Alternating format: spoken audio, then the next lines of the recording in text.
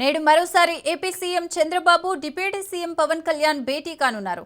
సమావేశానికి BJP AP అధ్యక్షులు మాధవ్ హాజరు కానున్నారు. ఉండవల్లిలోని చంద్రబాబు నివాసంలో కూటమి నేతలు భేటీ కానున్నారు. కల్తీ నెయ్యి వ్యవహారంపై చర్చించనున్నారు. భవిష్యత్తు కార్యాచరణపై నిర్ణయం తీసుకోనున్నారు. మూడు పార్టీలు కలిసి ముందుకు వెళ్లాలని నిర్ణయించాయి. నామినేటెడ్ పదవులు, ఇతర అంశాలపై సమావేశంలో చర్చ జరగనుంది. నిన్న 2.5 గంటల పాటు చంద్రబాబు, పవన్ కళ్యాణ్ సమావేశం జరిగింది.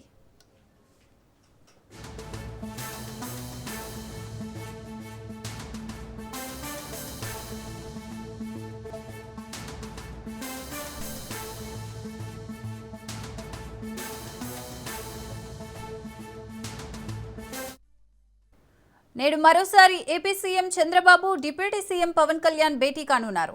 సమావేశానికి బీజేపీ ఏపీ అధ్యక్షులు మాధవ్ హాజరు కానున్నారు. ఉండవల్లిలోని చంద్రబాబు నివాసంలో కూటమి నేతలు భేటీ కానున్నారు. కల్తీ నెయ్యి వ్యవహారంపై చర్చించనున్నారు. భవిష్యత్తు కార్యాచరణపై నిర్ణయం తీసుకోనున్నారు. మూడు పార్టీలు కలిసి ముందుకు వెళ్లాలని నిర్ణయించాయి. నామినేటెడ్ పదవులు, ఇతర అంశాలపై సమావేశంలో చర్చ జరగనుంది. నిన్న 2.5 గంటల పాటు చంద్రబాబు, పవన్ కళ్యాణ్ సమావేశం జరిగింది. రైట్, అయితే అంశానికి సంబంధించి మరిన్ని డీటెయిల్స్ మా ప్రతినిధి సంతోష్ అందిస్తారు. సంతోష్, గుడ్ మార్నింగ్ సిరి. ఇక ఏపీ సీఎం చంద్రబాబు నాయుడు తోటి డిప్యూటీ సీఎం పవన్ కళ్యాణ్, అదేవిధంగా బీజేపీ రాష్ట్ర అధ్యక్షులు మాధవ్ అయితే కనుక ఉండవల్లి నివాసంలో అయితే కనుక సీఎం చంద్రబాబు నివాసంలో అయితే కనుక ఇటు భేటీ కానున్నట్టు కూడా తెలుస్తోంది. ఈ యొక్క సమావేశం అనేది కూడా రాష్ట్ర రాజకీయాల్లో ఎంతో ఉత్కంఠ రేకెత్తిస్తున్నటువంటి పరిస్థితులు కూడా కనబడుతూ ఉన్నాయి. రాష్ట్రంలో జరుగుతున్నటువంటి తాజా రాజకీయ పరిస్థితులు కావచ్చు, అదేవిధంగా ప్రధానంగా తిరుమల లడ్డు వ్యవహారం కావచ్చు, గత ప్రభుత్వంలో కల్తీ జరిగినటువంటి అంశాలపై కూడా సుదీర్ఘంగా చర్చించనున్నట్టు కూడా తెలుస్తోంది. దీనికి సంబంధించి ఇప్పటికే ఇచ్చినటువంటి ప్రాథమిక నివేదిక ఆధారంగా కూడా కొంతమంది వ్యక్తులపై అయితే కనుక చర్యలు తీసుకోవచ్చు అంటూ కూడా వచ్చినటువంటి నివేదిక ప్రకారం కూడా ఇక దీనికి సంబంధించి రాష్ట్రంలో మంత్రులు, ఎమ్మెల్యేలు ప్రజల్లోకి ఏ విధంగా ముందుకు తీసుకెళ్లాలి, దీనిపై కూడా ఇటు ఈ ముగ్గురు కూడా చర్చించే అవకాశాలు ఎక్కువగా కనబడతా ఉన్నాయి. అంటే కూటమి పార్టీ అధ్యక్షులు చాలా కాలం తర్వాత కూడా ఈ సుదీర్ఘంగా చర్చలు పాల్గొనడం కూడా తెలుస్తా ఉంది. రాష్ట్ర రాజకీయాల్లో కొన్ని కీలకమైనటువంటి మార్పులు జరగబోయే అవకాశాలు ఎక్కువగా కనబడుతున్నట్టు కూడా తెలుస్తోంది. ఈ యొక్క దృష్టికి సంబంధించి, నివేదికకి సంబంధించి ఇంకా ఒక కమిటీ వేస్తామన్నటువంటి నేపథ్యంలోనే కూటమికి సంబంధించినటువంటి ఈ యొక్క మంత్రులు ఉండే అవకాశాలు ఎక్కువగా కనబడతా ఉన్నాయి. ఈ సమావేశానికి పలువురు మంత్రులు సైతం కూడా హాజరయ్యే అవకాశాలు ఎక్కువగా కనబడతా ఉన్నాయి. ఇటు బీజేపీ నుంచి సత్యకుమార్ యాదవ్ కావచ్చు, అదేవిధంగా ఇటు టీడీపీ నుంచి పయ్యావల కేశవ్, జనసేన నుంచి నారాయణ మనోహర్ కూడా ఇటు ఈ యొక్క సమావేశానికి హాజరయ్యే అవకాశాలు ఎక్కువగా కనబడుతున్నాయి. దీంతో పాటు ఇటు హోంశాఖ నుంచి మంత్రి అనిత కూడా ఇటు హాజరయ్యే అవకాశాలు కనబడతా ఉన్నాయి. అంటే లడ్డూ కల్తీ వ్యవహారంలో ఇక కమిటీ వేసి అనంతరం కూడా ఈ యొక్క నివేదికలో ఎవరు దోషులు ఉన్నారు దానిపై అయితే కనుక దీనిపై ఒక కమిటీ వేసి నిర్ధారించే అవకాశాలు ఎక్కువగా కనబడతా ఉన్నాయి. చర్యలు తీసుకునేందుకు కూడా రంగం సిద్ధమయ్యే అవకాశాలు ఎక్కువగా కనబడతా ఉన్నాయి. దీంతో పాటు గతంలో ఏదైతే పర్చేస్ కమిటీలో ఉన్నటువంటి పార్థసారథి ఎంతో ఇప్పుడు కీలకంగా వ్యవహరించబోతున్నట్టు కూడా తెలుస్తోంది. ఎందుకంటే గత ప్రభుత్వంలో పర్చేస్ కమిటీలో ఉన్నటువంటి ప్రస్తుత ఎన్టీఆర్ మినిస్టర్ పార్థసారథి ఇప్పుడు దీనికి సంబంధించి ఈ ప్రభుత్వంలో, కూటమి ప్రభుత్వంలో ఉన్నటువంటి నేపథ్యంలోనే ఇప్పుడు పార్థసారథి యొక్క పాత్ర ఏ విధంగా ఉండబోతుంది, అదేవిధంగా ఇటు అన్ని అంశాలు అయితే కనుక ఈ యొక్క చర్చలో అయితే కనుక రానున్నట్టు కూడా తెలుస్తోంది. ఇక వ్యక్తిగత దోషణలపై పాల్పడుతున్నటువంటి వైసీపీకి సంబంధించినటువంటి నేతలకి తిప్పుకొట్టడంలో ఇటు కూటమి మంత్రులు వెనకబడుతున్నటువంటి నేపథ్యంలోనే దీనికి సంబంధించినటువంటి అంశాలపై కూడా చర్చించే అవకాశాలు ఎక్కువగా కనబడతా ఉన్నట్టు కూడా తెలుస్తూ ఉంది. మొత్తంగా ఇటు ఈ యొక్క ముగ్గురు భేటీతో పాటు మంత్రుల భేటీ అనేది కూడా రాష్ట్ర రాజకీయాల్లో ఉత్కంఠ నెలకొందని కూడా తెలుస్తోంది. ఏ విధంగా మలుపు తిప్పబోతా ఉంది, ఈ రోజు జరగబోయేటువంటి సమావేశంలో అసలు మీడియా ముందుకు ముగ్గురు వచ్చే అవకాశాలు ఎక్కువగా ఉన్నాయంటూ కూడా కొంత సమాచారం అందుతున్నటువంటి పరిస్థితులు కూడా కనబడతా ఉన్నాయి. Right, thank you Santosh.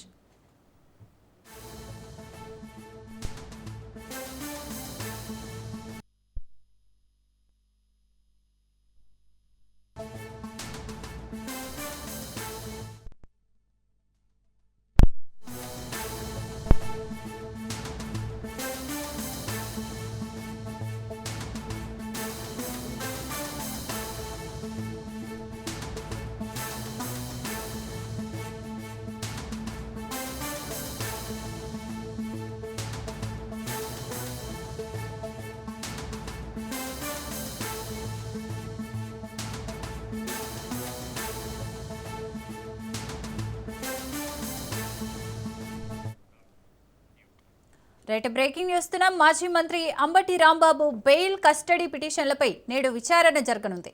Chandrababu Lokesh పై అనుచిత వ్యాఖ్యల కేసులో ప్రస్తుతం అంబటి రాంబాబు రాజమండ్రి సెంట్రల్ జైల్లో ఉన్నారు. ఇవాళ బెయిల్ కస్టడీ పిటిషన్లపై హైకోర్టులో విచారణ జరగనుంది. మరోవైపు జోగి రమేష్ బెయిల్ రద్దుపై నేడు హైకోర్టులో విచారణ జరగనుంది. మద్యం కేసులో జోగి రమేష్ బెయిల్ రద్దు చేయాలన్న పోలీసుల పిటిషన్పై హైకోర్టు విచారించనుంది.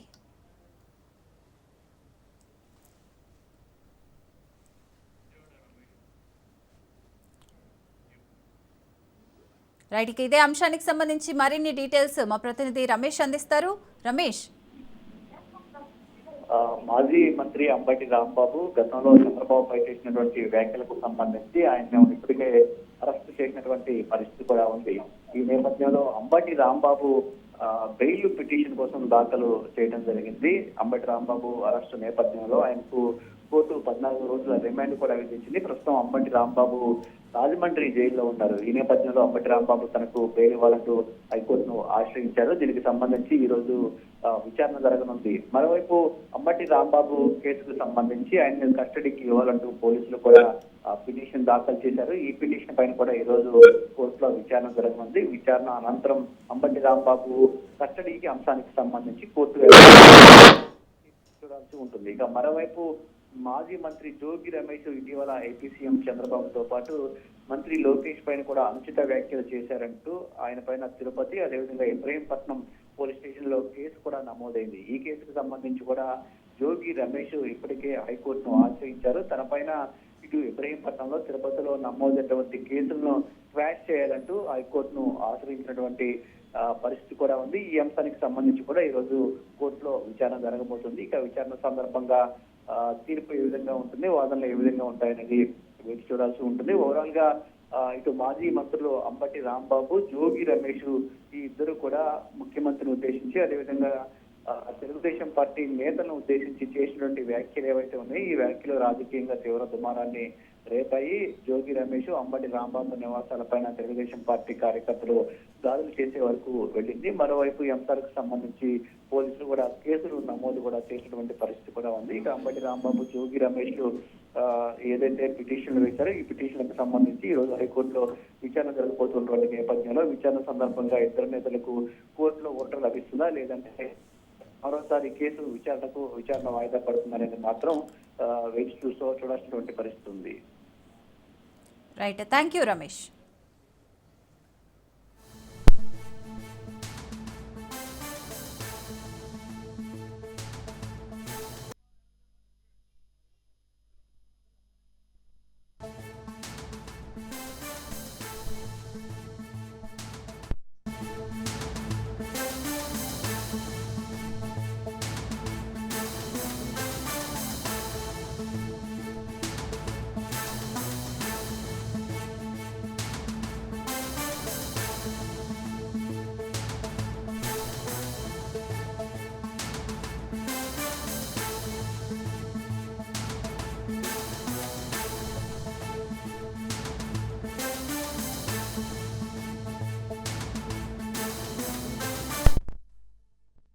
రైట్, బ్రేకింగ్ చేస్తున్నాం. దగ్గుబాటి ఫ్యామిలీ నేడు నాంపల్లి కోర్టులో హాజరు కానున్నారు.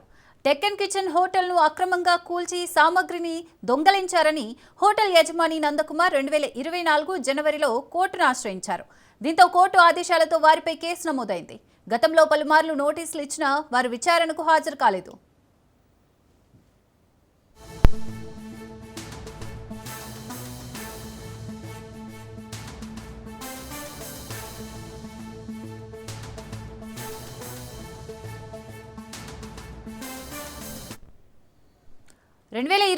మార్చిలో మరోసారి హోటల్ కూల్చివేసి కోట్ల విలువైన సామగ్రి దోచడంపై నందకుమార్ ఫిలింనగర్ పోలీస్ స్టేషన్లో ఫిర్యాదు చేశారు.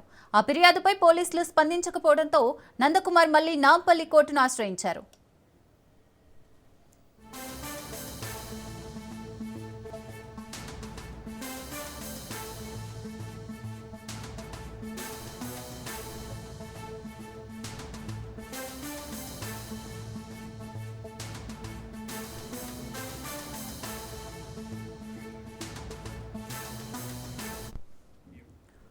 నాంపల్లి కోర్టు ఆదేశాలను పాటిస్తూ దగ్గుబాటి ఫ్యామిలీ సభ్యులు స్వయంగా వ్యక్తిగత బాండ్లు సమర్పిస్తూ హాజరు కావాల్సి ఉంది.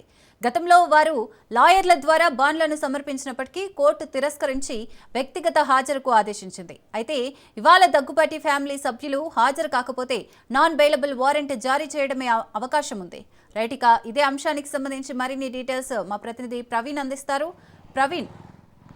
ఎస్ సిరి అయితే హైదరాబాద్ నాంపల్లి కోర్టులో దక్కన్ కిచెన్ అక్రమ కూల్చివేతకు సంబంధించినటువంటి ఆ కేసు కీలక దశకు చేరుకుంది అనేది తెలుస్తుంది. ఇదే విధంగా చూసుకుంటే కనుక ఈరోజు ఖచ్చితంగా వ్యక్తిగతంగా హాజరై వ్యక్తిగత బాండ్లను కూడా సమర్పించాలి అంటూ కూడా ఆ దగ్గుబాటి ఫ్యామిలీకి ఇప్పటికే కోర్టు తెలిపిన నేపథ్యంలో గత 2-3 సార్లు కూడా ఇదే విధంగా వాళ్ళు ఆ కోర్టుకు రాకుండా అడ్వకేట్లతోని బాండ్లను సమర్పించిన నేపథ్యంలో కోర్టు కూడా సీరియస్ అయినట్టుగా తెలుస్తుంది. గత నెలలో విచారణకు వచ్చినటువంటి క్రమం లోపల కూడా ఖచ్చితంగా వ్యక్తిగతంగా హాజరు కావాలి అంటూ కూడా కోర్టు సీరియస్ అయిన నేపథ్యంలో ఈరోజు వ్యక్తిగతంగా హాజరు కావాల్సి ఉంది కాబట్టి ఖచ్చితంగా రావాలి అంటూ కూడా చెప్తున్నటువంటి క్రమం చూస్తున్నాం. అదేవిధంగా దగ్గుబాటి రానా, హీరో వెంకటేష్, నిర్మాత సురేష్ బాబుతో పాటు అభిరామ్ కూడా నాంపల్లి కోర్టులో ఈరోజు హాజరవుతారు అంటూ కూడా తెలుస్తుంది. అదేవిధంగా దక్కన్ కిచెన్ హోటలు 2022 నవంబర్ 13న అక్రమంగా కూల్చివేశారంటూ కూడా బాధితుడైనటువంటి నందకుమార్ ఆరోపణలు చేస్తున్న నేపథ్యంలో హోటల్ కూల్చివేత సమయంలో కోట్ల రూపాయల విలువైనటువంటి ఏదైతే అక్కడ ఆస్తులు ఉన్నాయో ఆ ఆస్తులన్నీ కూడా కోట్ల విలువ చేసే ఆస్తులు కూడా ధ్వంసమయ్యాయంటూ కూడా కేసు నమోదు చేయడం జరిగింది. అదేవిధంగా చూసుకుంటే కనుక ఈ ఘటన పైన నందకుమార్ ఫిర్యాదులో నాంపల్లి కోర్టులో కేసు కూడా దాఖలైంది. అయితే ఈ విధంగా చూసుకుంటే కనుక 2024 జనవరి నెలలో కోర్టు స్వయంగా ఈ వ్యవహారంలో కేసు నమోదు చేయాలంటూ కూడా పోలీసులకు తెలిపిన నేపథ్యంలో అప్పుడు పోలీసులు కేసు నమోదు చేశారు. 2024 మార్చి నెలలో మరోసారి పూర్తిగా ఈ యొక్క హోటల్ని అప్పుడు పాక్షికంగా కూల్చివేసిన క్రమం లోపల 2024లో పూర్తిగా ఈ యొక్క హోటల్ని కూల్చివేశారు. దీనిపైన నందకుమార్ అయితే కోర్టును ఆశ్రయించడం జరిగింది. కోర్టు ఈ నేపథ్యంలో ఫిలింనగర్ పోలీసులు విచారణ తీవ్ర జాప్యం జరుగుతుంది అంటూ కూడా నందకుమార్ ఆరోపణలు చేస్తూ ఇటు కోర్టును కూడా ఆశ్రయించడం జరిగింది. అయితే పోలీసులు కూడా ఈ కేసులో ఎలాంటి మొత్తం టోల్గా విచారణ జరపకుండా ఆలస్యం చేస్తున్నారంటూ కూడా తెలపడం జరిగింది. కాబట్టి ఈ కేసుని అయితే ఇక కోర్టు ఆదేశాలతో పోలీసులు విచారణ వేగవంతం చేశారు. విచారణ వేగవంతం చేసిన క్రమం లోపల దగ్గుబాటి ఫ్యామిలీ ఖచ్చితంగా కోర్టుకు హాజరు కావాలి అంటూ కూడా చెప్తున్నటువంటి క్రమం చూస్తున్నాం. ఈ యొక్క కేసు ఫిలింనగర్లో అయితే 2025లో ఫిలింనగర్లో కేసు నమోదైంది.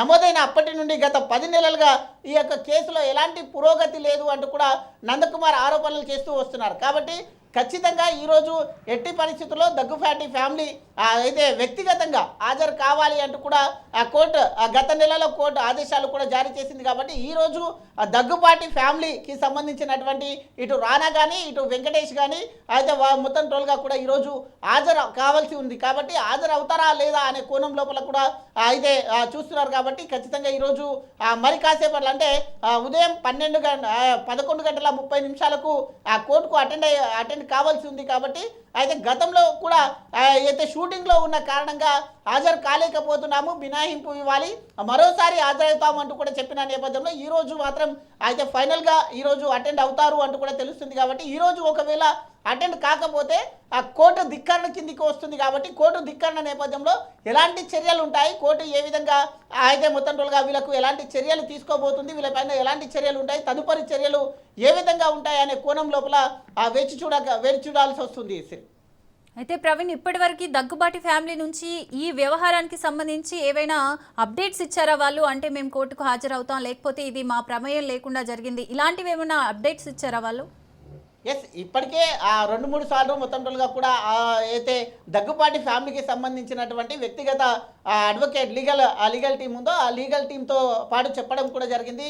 అయితే విదేశాల్లో షూటింగ్ల కారణంగా విదేశాల్లో అనుకున్న సమయం ముందుగా ఉన్న షెడ్యూల్ కారణంగా అయితే హాజరు కాలేకపోతున్నాం, వ్యక్తిగతంగా హాజరు కాలేకపోతున్నాం అంటూ కూడా చెప్పడం జరిగింది. వ్యక్తిగతంగా బాండ్లు సమర్పించలేకపోతున్నాం కాబట్టి అడ్వకేట్ల ద్వారానే అయితే బాండ్లను పంపించిన నేపథ్యంలో ఖచ్చితంగా ఒక్కసారైనా కోర్టుకు హాజరు కావాలి, వ్యక్తిగత బాండ్లను సమర్పించాలి. కాబట్టి ఎట్టి పరిస్థితుల్లో ఖచ్చితంగా ఒక్కసారి మాత్రం హాజరు కావాల్సి ఉంటుంది. కాబట్టి హాజరు కావాలంటూ కూడా చెప్తూ ఉన్నటువంటి పరిస్థితి చూస్తున్నాం. అదేవిధంగా ఇందులో మా ప్రమేయం ఏం లేదు అంటూ కూడా చెప్తున్నటువంటి క్రమం లోపల ఇటు నందకుమార్ ఎవరైతే ఆ యొక్క దక్కన్ కిచెన్ హోటల్కు ఓనర్ అయినటువంటి ఈ యొక్క నందకుమార్ మాత్రం ఇది వీళ్ళ ప్రమేయంతోనే దాన్ని కూల్చబడింది, అక్కడ అప్పుడు ఆ యొక్క విచారణ సమయం లోపల కూడా పోలీసులు నిర్లక్ష్యం వహించారు అంటూ కూడా ఆరోపణలు చేస్తూ వస్తున్న నేపథ్యంలో అయితే గతంలో కేసు నమోదు అయిన తర్వాత కూడా 10 నెలల కాలం సుమారుగా 10 నెలల పాటు ఈ యొక్క విచారణ కొనసాగుతూనే ఉంది.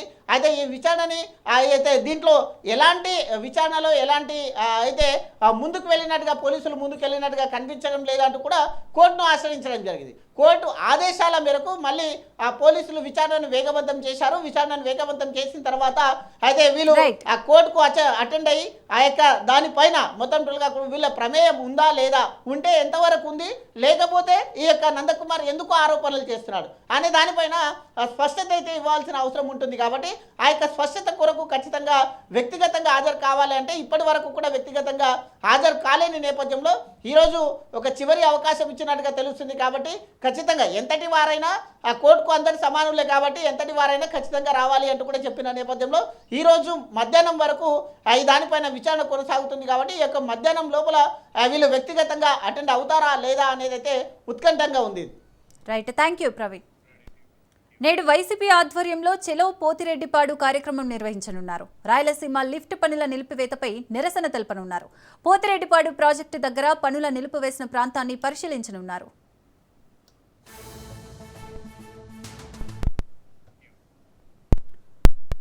రైట్, ఇక వైసీపీ ఆధ్వర్యంలో చెలో పోతిరెడ్డిపాడు కార్యక్రమం అయితే నిర్వహించనున్నారు. మరిన్ని డీటెయిల్స్ మా ప్రతినిధి హుస్సేన్ అందిస్తారు. Hussain. Okay, thank you Srisagar. Rayalaseema జిల్లాలకు ప్రధాన నీటి వనరుగా ఉంటున్నటువంటి కృష్ణా జలాల సాధన కోసం వైకాపా మరోసారి పోరాటానికి సిద్ధమైంది. రాయలసీమకు తరాల నుంచి జరుగుతున్నటువంటి అన్యాయంపై మొత్తం 6 జిల్లాల ముఖ్య నేతలంతా కలిసి వారి వారి ప్రాంతాల నుంచి బయలుదేరి నేరుగా పోతిరెడ్డిపాడు వద్దకు చేరుకునేటువంటి అవకాశం ఉంది. అక్కడకు చేరుకున్న అనంతరం ప్రాజెక్టు వద్ద నిరసనకు దిగి అటు ఆంధ్ర తెలంగాణ ప్రభుత్వాల ముఖ్యమంత్రుల తీరును అక్కడి నుంచే ఎండగట్టేటువంటి అవకాశం ఉంది. వాస్తవానికి ఇటీవల తెలంగాణ అసెంబ్లీ వేదికగా అక్కడి ముఖ్యమంత్రి రేవంత్ రెడ్డి రాయలసీమకు సంబంధించి లిఫ్ట్ ఇరిగేషన్ ప్రాజెక్టులపై మాట్లాడిన తీరుకు నిరసనగా ఇవాళ ఉమ్మడి రాయలసీమ 4 జిల్లాలతో పాటు ప్రకాశం, నెల్లూరు ప్రాంతాలకు చెందిన వైసీపీ నేతలంతా పోతిరెడ్డిపాడు లిఫ్ట్ ఇరిగేషన్ వద్దకు చేరుకునేటువంటి అవకాశం ఉంది. కడప, కర్నూలు, అనంతపురం, చిత్తూరు జిల్లాలతో పాటు ప్రకాశం, నెల్లూరు జిల్లాలకు సంబంధించినటువంటి మొత్తం 6 జిల్లాల ఎమ్మెల్యేలు, ఎంపీలు, ఎమ్మెల్సీలు, మాజీ ఎమ్మెల్యేలు, మిగతా ముఖ్య నేతలంతా ఇవాళ పోతిరెడ్డిపాడు హెడ్ రెగ్యులేటర్ ను సందర్శించనున్నారు. శ్రీశైలం జలాశయం నుంచి రాయలసీమ జిల్లాలకు ప్రధాన నీటి సరఫరా జరగాల్సి ఉంటుంది. అయితే పోతిరెడ్డిపాడు లిఫ్ట్ ఇరిగేషన్ ప్రాజెక్టుకు సంబంధించి పనులను రాష్ట్ర ప్రభుత్వము నిలిపివేయడంతో పాటు రాయలసీమకు జరిగేటువంటి సాగునీటి పంపకానికి సంబంధించినటువంటి అంశాలపై ఇటీవల తెలంగాణ అసెంబ్లీలో అక్కడి ముఖ్యమంత్రి రేవంత్ రెడ్డి కొన్ని వివాదాస్పద వ్యాఖ్యలు కూడా చేశారు. ఇలాంటి వ్యాఖ్యలకు నిరసనగా కూడా ఈ ప్రాజెక్టు వద్దకు చేరుకుని వైసీపీ నేతలంతా ఈ 2 ప్రభుత్వాల తీరుపై ఎండగట్టేటువంటి అవకాశం ఉంది. ఈ ప్రాజెక్టుకు సంబంధించి తొలి నుంచి కూడా అంటే ఉమ్మడి రాష్ట్రంగా ఉన్నప్పుడు సైతం ఈ రెగ్యులేటరీ ప్రాజెక్టు వ్యవహారంపై జలాల పంపకం విషయం కొనసాగుతూ వస్తూనే ఉంది, అంటే వివాదం కొనసాగుతూ వస్తూనే ఉంది. ఆ తర్వాత రాష్ట్రం 2గా విభజింపబడిన తర్వాత కూడా ఇదే రకమైనటువంటి విధానాలు కొనసాగుతూ వస్తున్నాయి. డాక్టర్ వైఎస్ రాజశేఖర రెడ్డి ముఖ్యమంత్రిగా అధికారంలోకి వచ్చిన తర్వాత ఈ ప్రాజెక్టును క్రమబద్ధీకరిస్తూ రాయలసీమ ప్రాంతానికి తగినంతగా సాగునీటిని కూడా అందించగలిగారు. అయితే అంతేకాకుండా ఈ ప్రాజెక్టు ఆధునీకరించడం కూడా జరిగిపోయింది. ఆ తర్వాత జగన్మోహన్ రెడ్డి అధికారంలోకి వచ్చాక కూడా ప్రాజెక్టు ఎత్తును సరళీకృతం చేసి సాగునీటి సరఫరా తెప్పించగలగడంలో కూడా తెప్పించారనేటువంటి విధానాన్ని కూడా వైకాపా నేతలు చెప్తున్నారు. అయితే చంద్రబాబు అధికారంలోకి వచ్చాక అంటే తెలంగాణ ముఖ్యమంత్రి రేవంత్ రెడ్డితో చేతులు కలిపి రాయలసీమ ప్రాంతానికి ద్రోహం చేసే ప్రక్రియకు సిద్ధమవుతున్నారని కూడా వైసీపీ నేతలు అభిప్రాయపడుతున్నారు. ఈ దశలో అంతే అలాగే రాయలసీమ ప్రాజెక్టుల పనులు కూడా ఆపివేశారంటూ కూడా వైసీపీ నేతలు ఇవాళ పోతిరెడ్డిపాడు లిఫ్ట్ ఇరిగేషన్ వద్దకు మొత్తంగా 6 జిల్లాల నుంచి భారీగా తరలి వెళ్లేటువంటి అవకాశం ఉంది. అయితే ఈ వైసీపీ నేతలంతా వివిధ అంటే 6 ఉమ్మడి జిల్లాల ప్రధాన నేతలంతా కలిసి ఆయా ప్రాంతాల నుంచి బయలుదేరి నేరుగా పోతిరెడ్డిపాడు హెడ్ రెగ్యులేటర్ వద్దకు కొద్దిసేపట్లో చేరుకునేటువంటి అవకాశం ఉంది. రైట్. రాయలసీమ ప్రాంతానికి తగినంతగా సాగునీటిని అందించాలని వీళ్ళు డిమాండ్ చేసేటువంటి అవకాశం ఉంది. అయితే మధ్యలో ఆపేసినటువంటి రాయలసీమ ప్రాజెక్టుల పనులను కూడా యథావిధిగా కొనసాగించాలని కూడా ఈ వైకాపా నేతలు డిమాండ్ చేసేటువంటి అవకాశం ఉంది. శిరీష గారు. Right, thank you Hussain.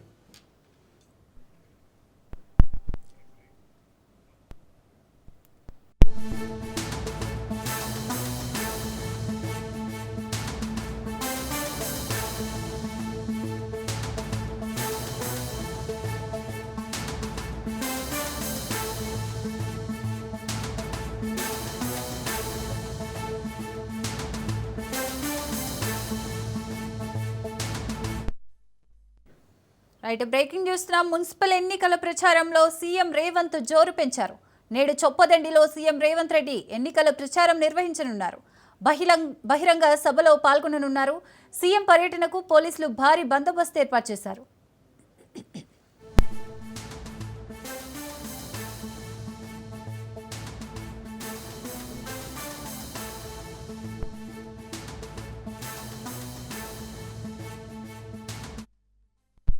Municipal ఎన్నికల ప్రచారంలో సీఎం రేవంత్ జోరు పెంచారు. నేడు చొప్పదండిలో సీఎం రేవంత్ రెడ్డి ఎన్నికల ప్రచారం నిర్వహించనున్నారు. బహిరంగ సభలో పాల్గొననున్నారు. సీఎం పర్యటనకు పోలీసులు భారీ బందోబస్తు ఏర్పాటు చేశారు. రైట్కి ఇదే అంశానికి సంబంధించి మోర్ డీటెయిల్స్ మా ప్రతినిధి చంద్రశేఖర్ అందిస్తారు. చంద్రశేఖర్. శ్రీసాగర్, ఇటు మున్సిపల్ ఎన్నికల్లో గెలుపు దిశగా అయితే పార్టీలు ఇప్పటికే ప్రజల్లోకి వెళ్తున్నాయి. ఈ నేపథ్యంలో కూడా కాంగ్రెస్ పార్టీ ముఖ్యమంత్రి రేవంత్ రెడ్డి ప్రజాపాలన ప్రగతి బాట పేరుతో ప్రజల్లోకి వెళ్లాలని ఇటు మున్సిపల్ ఎన్నికల్లో భారీగా గెలుపొందే లక్ష్యంగా అయితే కాంగ్రెస్ పార్టీ ముందుకు వెళ్తుంది. ఈ రోజు జగిత్యాలలో చొప్పదండి మండలం గుమ్లాపూర్ గ్రామంలో 2:30 గంటలకు ముఖ్యమంత్రి బహిరంగ సభలో పాల్గొనున్నారు. అందుకు అన్ని ఏర్పాట్లు కూడా ఇటు జగిత్యాల DCC అధ్యక్షుడు మేడిపల్లి సత్యం, అలాగే కరీంనగర్ జిల్లా ఇన్ఛార్జ్ మంత్రి తుమ్మల నాయకరావు ఇప్పటికే బహిరంగ సభకు సంబంధించిన ఏర్పాట్లు చేశారు. ఇక్కడ నుంచి ముఖ్యమంత్రి ఈ సభలో పాల్గొని ఇక్కడ నుంచే ప్రజలను ఉద్దేశించి మాట్లాడనున్న నేపథ్యంలో మొత్తం ఉమ్మడి కరీంనగర్ వ్యాప్తంగా కూడా ముఖ్యమంత్రి ఎలాంటి వరాల జల్లు కురిపిస్తారనే విధంగా అయితే ప్రజలంతా కూడా కొంత వేచి చూస్తున్నారు. ముఖ్యంగా మిర్యాలగూడ జరిగిన సభలో ఇటు బీఆర్ఎస్ అధినేత కేసీఆర్ పై ఘాటుగా స్పందించిన నేపథ్యంలో ఇప్పటికే కరీంనగర్ లో జగిత్యాలలో జరిగే సభలలో నిరసన వ్యక్తం చేయాలని ప్రధాన ప్రతిపక్ష పార్టీ అయిన బీఆర్ఎస్ పార్టీ నాయకులు కూడా నిరసనకు పిలుపునిచ్చారు. ఈ నేపథ్యంలోనే ఎలాంటి ఇబ్బందులు తలెత్తకుండా, ఎలాంటి గొడవలు లాంటివి జరగకుండా ఉండేందుకు మొత్తం పోలీసులు అయితే కట్టుదిట్టమైన ఏర్పాట్లు చేశారు. ఇటు ముఖ్యమంత్రి 2:30 గంటలకు ఈ యొక్క చొప్పదండిలోని గుమ్లాపూర్ గ్రామంలోకి చేరుకుంటారు. అక్కడ ముఖ్యమంత్రితో పాటు మంత్రులు పొన్నం ప్రభాకర్, అడ్లూరి లక్ష్మణ్, దుద్దిల్ల శ్రీధర్ బాబు, అలాగే ఇన్ఛార్జ్ మంత్రి తుమ్మల నాగేశ్వరరావు కూడా పాల్గొనున్నారు. ఇక్కడ నుంచి ప్రజల నుంచి ఉద్దేశించి మాట్లాడే అవకాశం ఉంది. ఇప్పటికే కరీంనగర్ లో ముఖ్యంగా జగిత్యాల కరీంనగర్ రహదారి విషయంలో ప్రజలు తీవ్ర ఇబ్బందులకు గురవుతున్నారు. దానికి 4 లైన్ గా ప్రకటించే దిశగా ముఖ్యమంత్రి ఏం మాట్లాడతారు, అలాగే తోదెల కొండగట్టు ఆలయాలకు సంబంధించి మాస్టర్ ప్లాన్ విషయంలో ఇప్పటికే ఇటు కాంగ్రెస్ పెద్దలు కానీ ప్రభుత్వం హామీ ఇచ్చిన నేపథ్యంలో వాటిపైన ఎలాంటి ముఖ్యమంత్రి ఎలాంటి సూచనలు చేసే అవకాశం ఉంది. అలాగే జిల్లా ప్రజలు కూడా మొత్తం ఇటు మహిళా సంఘాలకు వడ్డీ లేని రుణాల విషయంలో కూడా ఈరోజు రిలీజ్ చేసే అవకాశం ఉంది. ఈ నేపథ్యంలోనే ఇంకా కరీంనగర్ జిల్లా వ్యాప్తంగా ముఖ్యమంత్రి ఈ మున్సిపల్ ఎన్నికల్లో గెలుపు కోసం ఎలాంటి వరాలు కురిపిస్తారు, ప్రజలకు ఏ విధంగా మేలు జరుగుతుంది, ఎందుకంటే ముఖ్యమంత్రి గెలుపుకి భారీ బహిరంగ సభలలో ప్రజలను ఉద్దేశించి మాట్లాడటం, అక్కడ ప్రజలకి అనేక హామీలు ఇస్తున్న నేపథ్యంలో మొత్తం ముఖ్యమంత్రి పర్యటనపై ఈ రోజు జరిగే సభపై అయితే ప్రజలు ఉత్కంఠంగా అయితే ఎదురు చూస్తున్నారు. అంతేకాదు కరీంనగర్ జిల్లా రామడుగు మండలంలో కూడా మండల కేంద్రంలో కూడా పలు అభివృద్ధి కార్యక్రమాలు శంకుస్థాపనలు చేసే విధంగా అయితే ఏర్పాటు చేశారు Sirisagar. Right, thank you Chandrasekhar.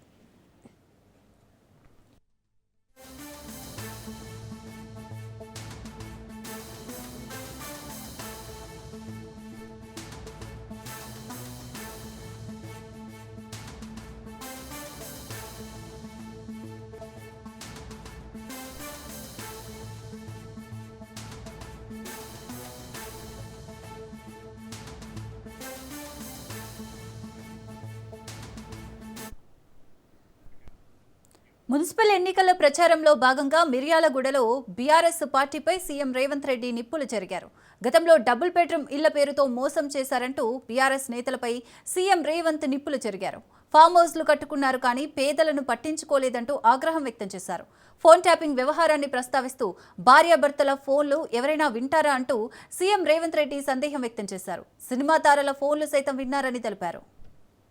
ఆనాడు రాజశేఖర రెడ్డి గారు ఉన్నప్పుడు ఇందిరమ్మ ఇండ్లు తెలంగాణ రాష్ట్రంలో 25 లక్షల ఇండ్లు కట్టించినాం. డబుల్ బెడ్రూమ్ ఇండ్లు ఇస్తా అన్నాడు, ఊరిచ్చిండు కానీ ఆయన 1000 ఎకరాలలో ఫామ్ హౌస్ కట్టుకున్నాడు. పంజగుట్ట చౌరస్తాలో 10 ఎకరాలలో 2000 కోట్లతోని గడి నిర్మించుకున్నాడు. కానీ మనకెవరికైనా ఒక డబుల్ బెడ్రూమ్ ఇల్లన్న ఇచ్చిండా? 10 ఏళ్ళు ముఖ్యమంత్రిగా ఉండి ఏ పేదవాడికి ఇయ్యలే.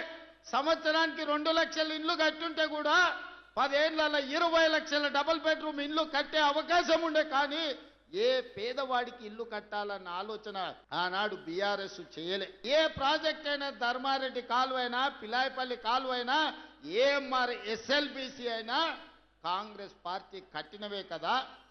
ఆనాడు వెంకటరెడ్డి గారు కొట్లాడి తెచ్చిన ఎస్ఎల్బిసి 30 కిలోమీటర్లు ఉమ్మడి రాష్ట్రంలో టన్నెల్ దొమ్మితే 10 కిలోమీటర్లు, సంవత్సరానికి 1 కిలోమీటర్ దొవ్వుంటే కూడా ఎస్ఎల్బిసి పూర్తి అయ్యుండేది. 3,60,000 ఎకరాలకు గ్రావిటీ ద్వారా నీళ్లు వచ్చేది.